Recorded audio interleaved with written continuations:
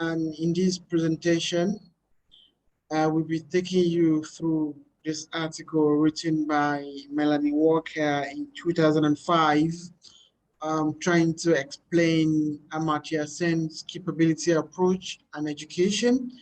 Before we're going into this article, Professor Walker is a professor of higher education at the University of Free State in South Africa, and she has written extensively on the application of capability thinking to education and human development.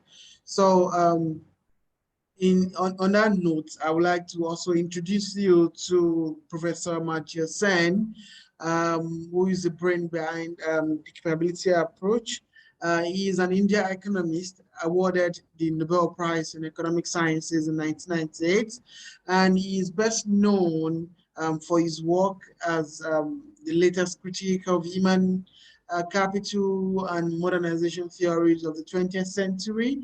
And he was educated in Calcutta and Cambridge, where he received his BA, MA, and doctorate degree, doctorate degrees, and he has taught at universities in Jaipur, Delhi, London School of Economics, Oxford, Cambridge, and Harvard.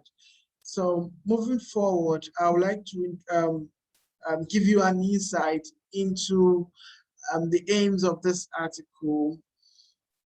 In this article, Melanie Walker echoes the argument of Sen that we must address human development not simply as abstract ideas, but as lived capacities at the level of everyday life.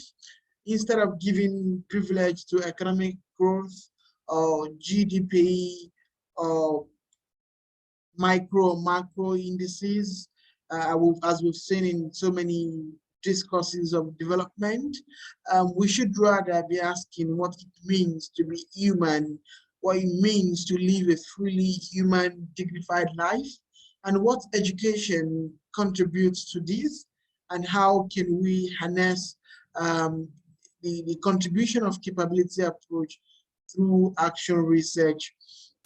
So what is capability approach?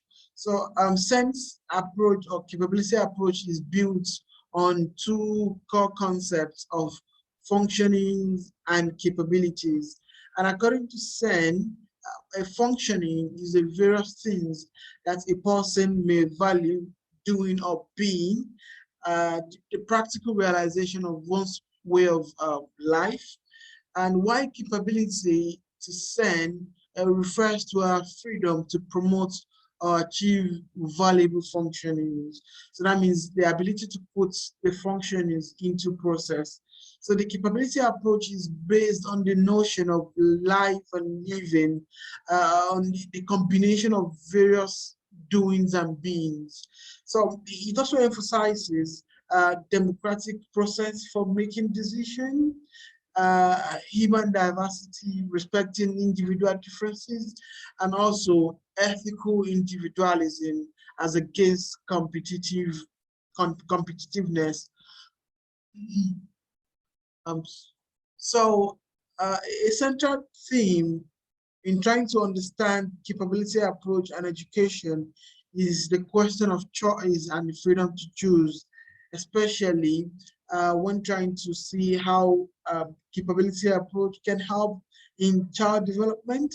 So Walker in this article turns to Madoka Sahito to explain how the capabilities approach apply applies to children, in that they are not yet mature enough to make wholly independent choices. So Saito also turns to Sen's argument, which emphasizes that we should not only think about the freedom that a child may have in the present, but also freedom that they will have in the future. So it underlines the role that education can play in developing and expanding capabilities. So also education can expand opportunities that a child is able to have, For example, acquiring basic numeracy skills makes it possible to develop more complex mathematical abilities, and having access to this success in mathematics will in turn open opportunity, a range of career possibilities for that child. But I think that there is a question that is obviously left unanswered by Sen and Walker, and that is that what values should schools teach in both hidden and intended curriculum? So, capability approach and educational research. Walker concludes this article by raising some important questions to be taken up through educational research in order to inform knowledge about the operationalization of capability approach, um, and by building on the works of John Dewey, Paulo Freire, and Fast Borders participatory action research. So this article has challenged me as a PhD scholar to think more about the issue of equity and justice in education, and what capability approach and action research could offer in asking the right question.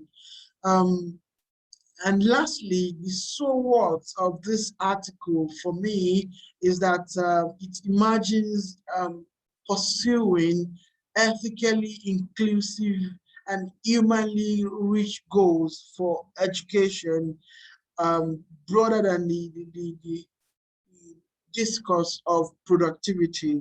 So, and also it invites us to think about how policymakers um, should pursue education based on what human beings require for a flourishing life.